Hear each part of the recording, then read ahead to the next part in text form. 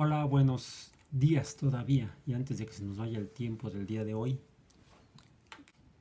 Hasta ahora hemos hablado de la física como la forma de tratar de entender al mundo, pero nos interesa no solamente entender al mundo, sino entender a unas formas, objetos, cosas que existen en el universo, a las cuales llamamos seres vivos, sistemas biológicos. Y para eso la física, los conceptos, las propiedades, las leyes de la física, que son las que nos ayudan a entender cómo funciona el universo, quizá nos ayuden a entender cómo son y cómo funcionan los seres vivos. Así comenzamos con la revisión de los principios o leyes de la mecánica, que son aquellas explicaciones de cómo se mueven las cosas en el universo. Para eso vimos que necesitamos observar, identificar lo que vemos y verificar que lo que estamos viendo es cierto a través de observación, verificación de la observación y cuantificación de la observación, es decir, asignar cantidades a través de números a lo que estamos observando. Esos números los hacemos a través de estándares, cantidades estándar, estamos de acuerdo en cuáles son, y unidades para determinar esas cantidades. La cantidad de longitud, espacio entre dos puntos, y la medimos con la unidad del metro y sus múltiplos o fracciones. Cantidad de materia, la cantidad es la masa y la medimos con balanzas o básculas. Tiempo lo medimos con cronómetros, pero el problema es cómo definimos el tiempo, el intervalo entre dos eventos, la salida del sol por el horizonte y la vuelta a salir del sol por el horizonte, y a través de medir esas tres cantidades y otras, ¿cuáles otras? Podemos conocer lo que hay, cómo es y qué le sucede. Y no solamente eso, sino cómo le sucede y por qué le sucede, que fue lo que vimos en la primera semana. La mecánica sería entonces la descripción de cómo son y cómo cambian las cosas en el universo. Y lo hacemos a través de medir principalmente estas tres cantidades, no, dos de las cantidades. Inicialmente el tiempo, luego la longitud, luego la relación entre longitud y tiempo. Surge una cantidad derivada que es la rapidez, cuando decimos cómo y hacia dónde se están moviendo o cambiando las cosas. Entonces ya no hablamos de rapidez, sino de velocidad. Y cuando nos preguntamos por qué las cosas cambian, por qué se mueven, llegamos a tener que considerar una tercera cantidad básica, que es la masa, la cantidad de materia, la masa, la que medimos en unidades, que son los kilogramos, sus múltiplos o sus fracciones. Puede estar agregada en sólidos, en líquidos o en gases. Gases. Un balón de basquetbol, para jugar basquetbol, tiene aire, tiene gas, está cubierto por un sólido que puede cambiar su forma, o sea, es deformable. Bien. Este está un poco fofo, quizá lo que pueda hacer sea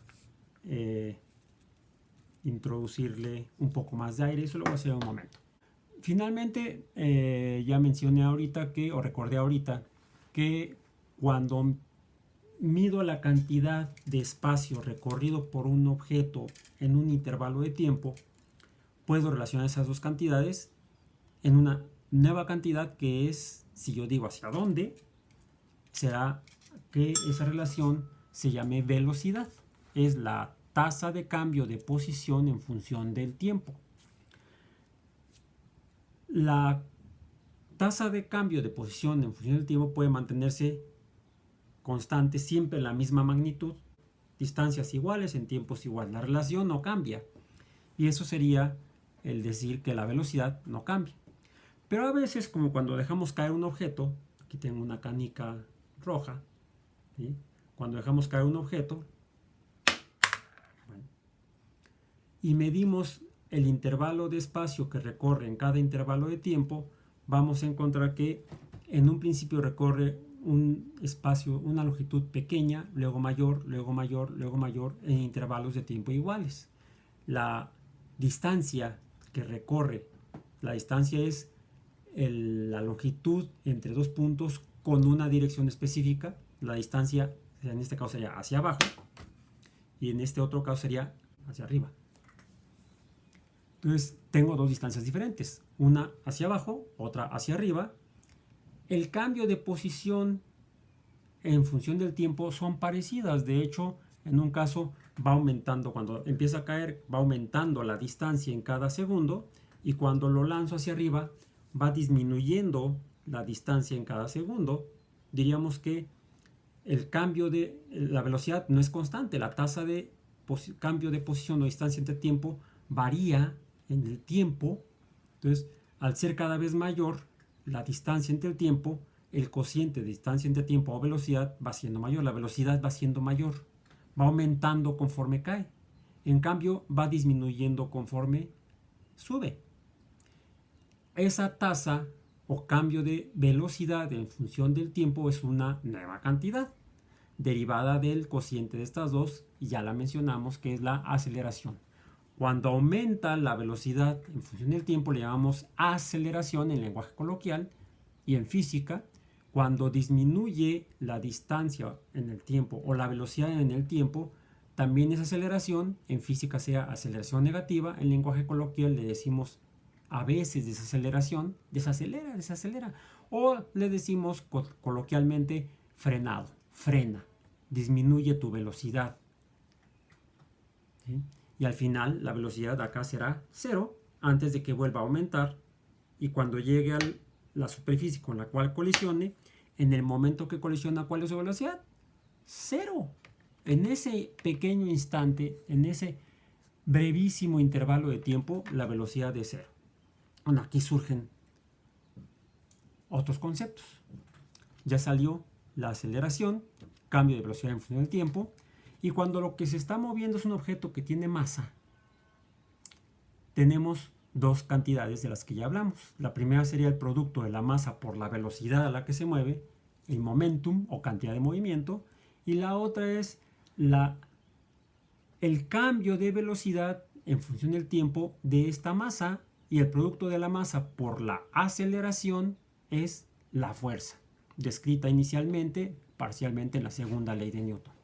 Los objetos cambian su velocidad o su movimiento del reposo a movimiento, o el mismo movimiento de ser un cociente constante a un cociente variable, se aceleran o se desaceleran porque actúan sobre ellos fuerzas que cambian la velocidad de 0 o de un valor constante a un valor diferente. Las fuerzas son las causas de los cambios en el universo. Por ejemplo, esta canica está aquí, su velocidad es 0, su posición es esta, y podría caer, podría gravitar. ¿Y cómo va a cambiar su tasa de velocidad? Pues depende de la altura. Cuando empieza a caer en los primeros intervalos de altura, la velocidad es pequeña, va aumentando. ¿Y cuál va a ser la velocidad máxima? Pues la última que tenga antes de llegar a 0 cuando colisiona. Si cae de una altura menor, la velocidad máxima que va a alcanzar antes de detenerse al colisionar será menor que si tiene una altura mayor. Y aquí surge otra cantidad que mencionamos ya antes, la energía potencial. ¿Qué es eso? Mencionamos que el producto de la masa por la velocidad es el momentum. La masa por la aceleración es la fuerza. Pero esa fuerza está cambiando de posición al objeto, a la canica. Esa fuerza le cambia la distancia. Primero un poco, luego más, luego más. Y es entonces ahí donde surge otra cantidad derivada. El producto de la fuerza que está jalando. La fuerza que sea la masa por la aceleración por la distancia que recorre. Masa por aceleración por distancia recorrida es el trabajo que hace la fuerza para mover o cambiarle el movimiento al objeto, a la canica. Es una cantidad derivada más, el trabajo. El trabajo entonces el producto o la cantidad de fuerza multiplicada por la distancia que logró moverlo. Si la fuerza mueve poco al objeto, el trabajo será poco. Si la fuerza mueve más al objeto, el trabajo será mayor. Conforme mayor sea la distancia que recorre el objeto que está en movimiento provocado por esa fuerza, mayor sea el trabajo que está realizando esa fuerza. Y así, la fuerza que hace que caigan las cosas, la fuerza que hace que graviten, la fuerza de gravitación, será mayor el trabajo que haga conforme más alto esté el objeto. Y a esa fuerza actuando sobre materia le llamamos energía. Sí, la cantidad se llama trabajo, pero el concepto es la energía. Tuvimos un corte de energía. Nos sacaron del aire, quizá por la fuerza de la energía. Pues, mientras mayor es la distancia en que la fuerza actúa sobre el objeto, mayor será entonces la energía con la que podría moverse. La energía, la capacidad de la fuerza de gravedad de mover el objeto dependerá entonces de la distancia en el que pueda moverlo. Entonces, la capacidad de una fuerza de realizar ese trabajo es lo que definimos como, o es lo que llamamos como energía. La energía que es la capacidad de toda fuerza de cambiar algo en el universo. Así, la energía gravitacional será la capacidad de la fuerza de gravedad de mover algo será mayor mientras mayor sea la altura. Y a esa energía en particular, esa energía que depende de la altura, le llamamos energía potencial. Y la podemos calcular fácilmente de la manera en la que ya lo dijimos. La definición nos dice cómo calculamos el número de esa energía potencial. Es entonces la altura, la distancia, que multiplica a la aceleración, que es la aceleración de gravedad, por la masa la masa del objeto que está siendo movido por la gravedad. Y esa sería la energía potencial gravitacional. Cuando hablamos de momento dijimos que la cantidad de un objeto con masa, cuando se mueve a una velocidad, n será el producto de la masa por la velocidad a la que se mueve. ¿Cuál es la cantidad de velocidad de la canica en reposo? 0. Tiene masa pero su velocidad es 0. La masa por 0 da una cantidad de momento o momentum igual a 0. Vimos en la cuna de Newton que cuando dos objetos colisionan, dos objetos de masas iguales, uno en reposo y otro en movimiento, al colisionar, el objeto que estaba en movimiento quedaría en reposo y el objeto que estaba en reposo se pone en movimiento con la misma velocidad del objeto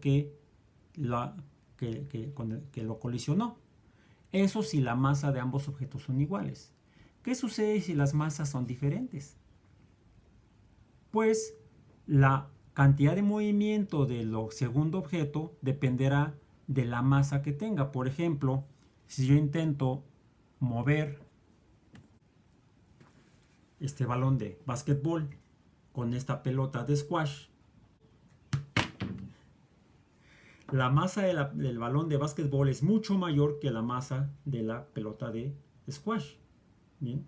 Entonces, esta venía a una velocidad n, toca al balón de básquetbol, debería pasarle su cantidad de movimiento, masa por velocidad, al balón de básquetbol, y este debe haberse puesto en movimiento. ¿Por qué no lo hizo? Porque su masa es mucho mayor que esta. Lo que sucedió fue que la pelota de squash, al colisionar con la masa mucho mayor del balón de básquetbol, la cantidad de movimiento se le regresó a la pelota de squash. ¿Qué es el rebote? Entonces el rebote es la conservación del movimiento de un objeto que se mueve cuando al colisionar con un objeto de masa mayor, la cantidad de movimiento se regresa al objeto que estaba originalmente en movimiento y la cantidad de movimiento del objeto de masa mucho mayor sigue siendo cero o prácticamente cero. ¿Qué sucede cuando caemos?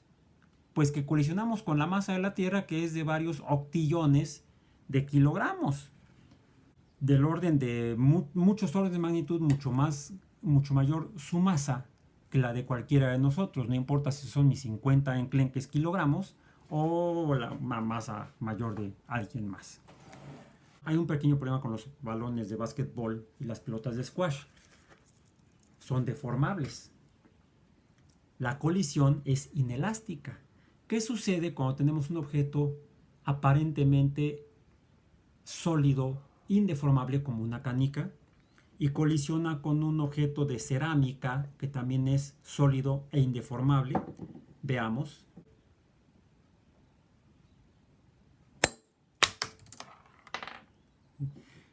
Colisiona más que con el tarro de cerámica, colisiona en realidad con la tierra que está en contacto con la mesa, que está en contacto con el edificio que está abajo de mí, que está en contacto con la tierra. Esta canica de masa muy pequeña a una velocidad que podemos calcular si medimos la altura de la que cae, podemos medir la velocidad con la cual colisiona con la tierra y ver cuál es la cantidad de movimiento que le transmite a la tierra, pero la tierra no se va a mover por su enorme masa. Entonces la canica va a retomar su cantidad de movimiento y va a rebotar a una altura mayor, fíjense, que la pelota de squash.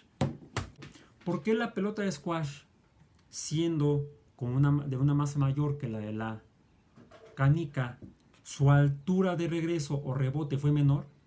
Porque se deformó.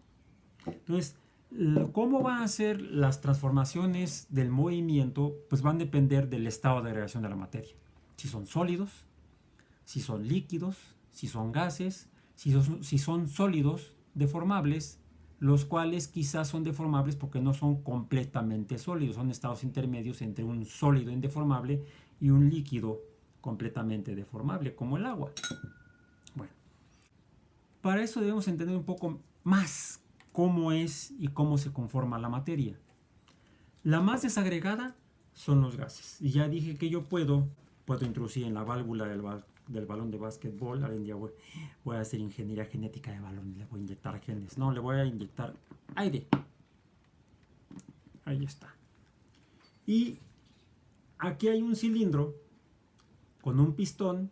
Este pistón tiene una superficie. El cilindro tiene una superficie, pero es tridimensional. Yo lo que puedo medir aquí es el volumen y puedo medir también el área del pistón y puedo medir quizá nada más la longitud que recorre el pistón en el cilindro cuando yo ejerzo una fuerza sobre esta área.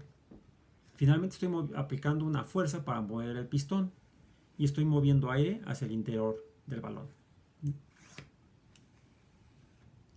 ¿Qué estoy haciendo? Trabajo mecánico simple, porque yo puedo decir la posición inicial del pistón es esta, X inicial, X final será la base de la bomba cerca del balón, y yo puedo calcular entonces el trabajo que hace el pistón conforme se mueve de arriba hacia abajo. Solo que aquí lo que está haciendo es mover la masa del aire, está realizando un trabajo que es el movimiento del aire. Yo puedo calcular la presión que está ejerciendo el pistón. ¿Por qué presión? Porque es la fuerza con la que empujo el pistón sobre el área transversal del cilindro. Entonces puedo calcular la presión que ejerce el aire hacia abajo. ¿Bien?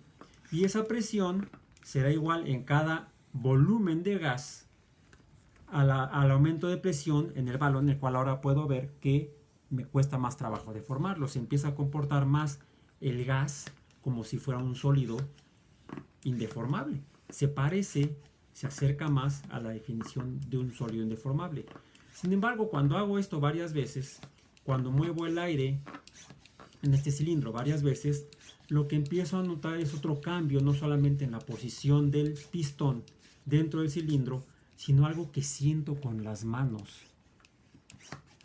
en el cuerpo del cilindro. ¿Qué le está pasando al aire que está adentro del pistón cada que hago el trabajo? Cada que bombeo, siento que, en lenguaje coloquial, se está calentando. Siento caliente el cilindro. ¿Qué es eso? Es otra cantidad. Es una cantidad que es proporcional, depende de el trabajo que hago cada que muevo el pistón y ejerzo presión sobre las paredes del cilindro. Tanto trabajo para meterlo para que este se salga a la primera vez de cambio. En fin, cosas de la ciencia. Aquí tengo otra.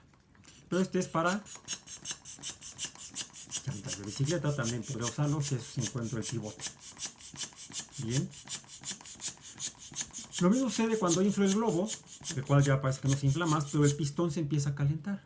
¿Qué es el calor? El calor es una cantidad que surge cuando se realiza trabajo. ¿Sí? Y eso es proporcional a la cantidad de trabajo entre el tiempo que tardo en hacer ese trabajo. Y esa cantidad ya la vimos. Es la potencia. Y la medimos en watts. Entonces, cada que una fuerza realiza trabajo, está produciéndose una potencia que puedo medir en watts, pero que además provoca un fenómeno nuevo, el calentamiento. ¿Y qué es el calentamiento? Lo que estoy viendo es que también puedo cambiar el estado de la materia. Mencioné que cada que meto más aire en el balón se empieza a comportar como un sólido. ¿Qué es lo que está sucediendo?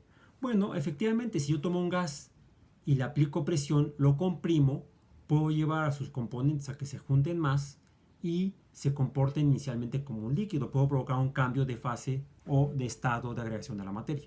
Si lo comprimo aún más, voy a ver que entonces también se transforma en algo, se empieza a transformar ya a la fase sólida.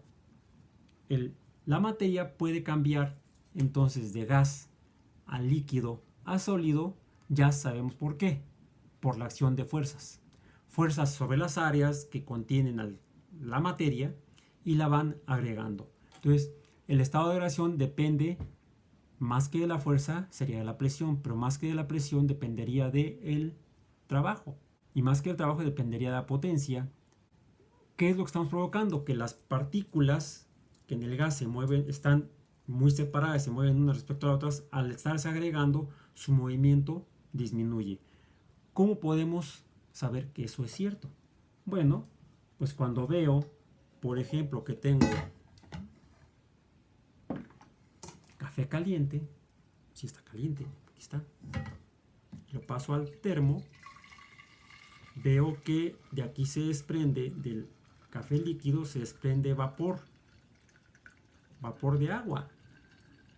El agua caliente se está transformando en vapor de agua. Por cierto, si toco la jarra voy a sentir ese calor similar al que sentí en el cilindro de la bomba para inflar el balón. Bien. Lo pongo aquí, ¿por qué?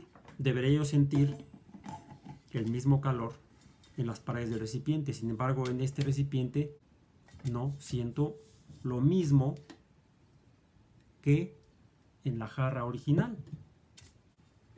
Ese calor, ¿qué sería el calor? El calor surgió cuando moví el aire varias veces en el cilindro. El calor va disminuyendo cuando disminuye el movimiento. Cuando tomo el gas y lo comprimo y lo hago líquido, debe estar con menos calor, con menos movimiento sus componentes.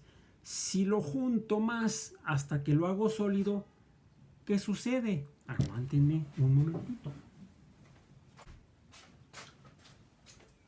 Pues que tengo esa forma de agua a la que llamamos hielo, el agua sólida. Sabemos que es sólida porque no tomó la forma del recipiente. ¿Sí? Es casi, bueno, no es exactamente, pero podría ser un prisma rectangular, un sólido en forma de prisma rectangular. Puedo medirlo aproximadamente con un buen instrumento y voy a llegar a la conclusión de que aquí lo que tengo son aproximadamente 24 gramos de agua, aproximadamente, si asumo la densidad del hielo igual a la densidad del agua, que sabemos que no lo es. El hielo es un poco menos denso que el agua líquida. Su densidad no es de 1 kilogramo en 1 litro o por decímetro cúbico de agua. Esa es la densidad del agua. Esa es la cantidad de volumen que ocupa 1 kilogramo de agua. Un decímetro cúbico de agua sería un cubo de 10 por 10 por 10 centímetros, que en forma de cilindro ocuparía este espacio. Hasta donde marca aquí 1000 mililitros aproximadamente, 1000 mililitros o 1 litro. Estos serían 24 gramos o 24 mililitros de agua. ¿Qué volumen ocupan? Pues ahí lo vemos. ¿Sí? Para tener una referencia, aquí está la cinta métrica y ahí podemos ver aproximadamente las dimensiones de este cubo de aproximadamente 24 gramos de agua. ¿Qué espacio ocupan qué volumen ocupan en el espacio tridimensional? Pues este volumen, mucho menos que 1 litro.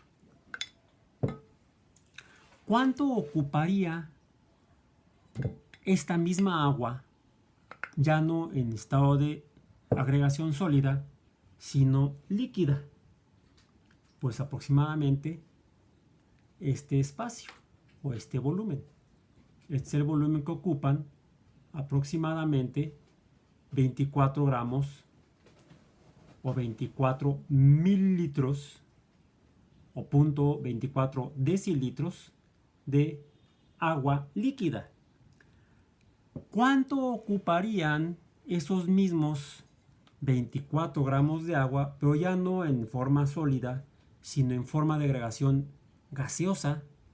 Bueno, para eso necesitamos conocer los cambios que sufre la materia en función de dos cantidades. El volumen que va a ocupar ya no un sólido ni un líquido, sino el agua. Si la tornáramos en forma de gas, imaginemos que quisiéramos tomar esa agua, ponerla en un globo y ver el volumen que ocupa.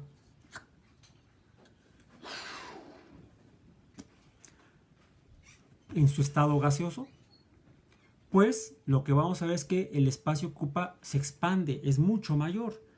Cuando pasamos de fase sólida a fase líquida, a fase gaseosa, la materia se expande, cambia su volumen, que sería lo opuesto al cilindro. Pasaría de abajo hacia arriba. El volumen que ocupa la materia es inversamente proporcional a la presión. Mientras mayor sea la presión, menor será el volumen que ocupa esa sustancia, en este caso gaseosa.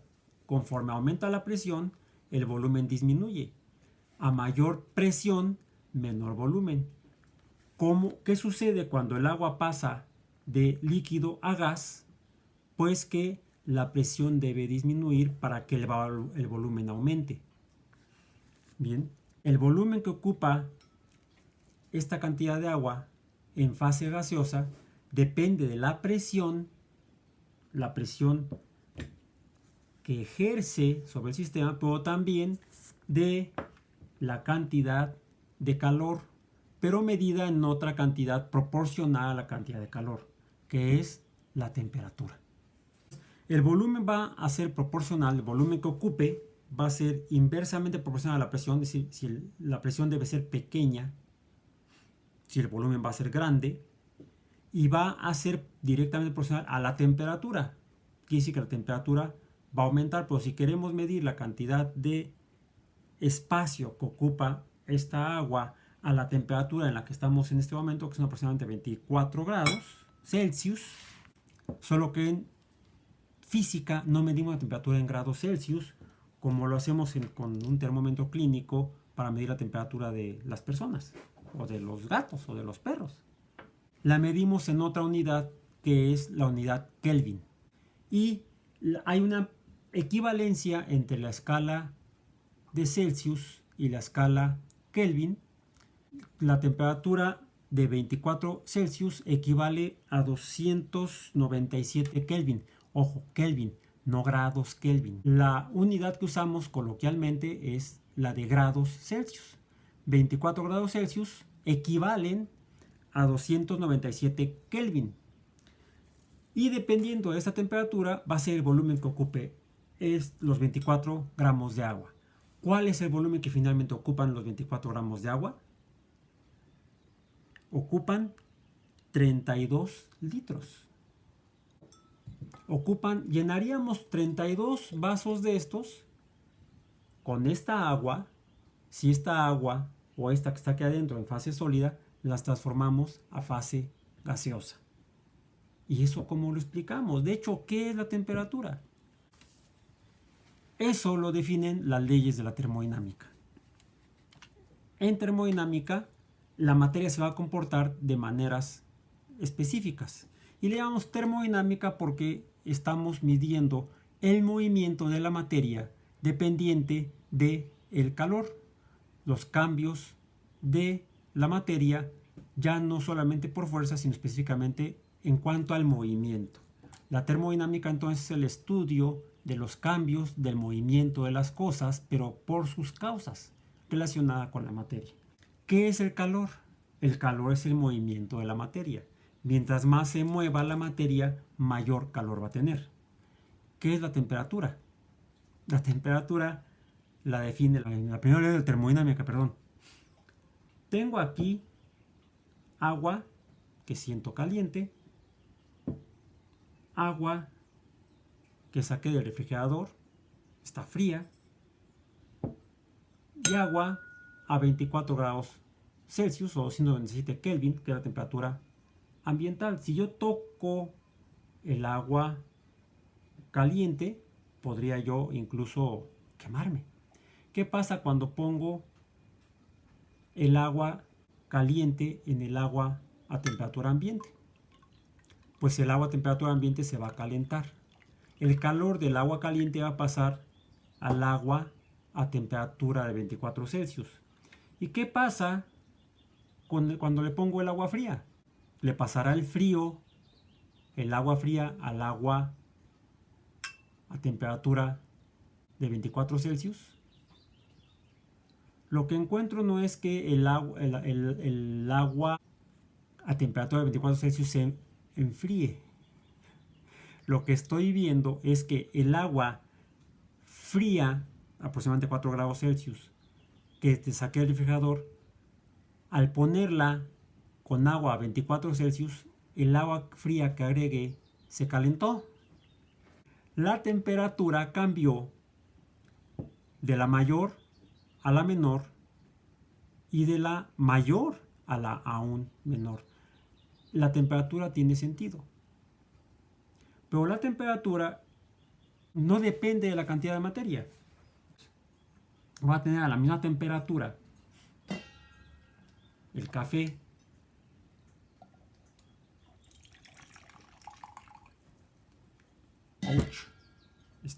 más caliente. A ver, pues que saqué hace rato.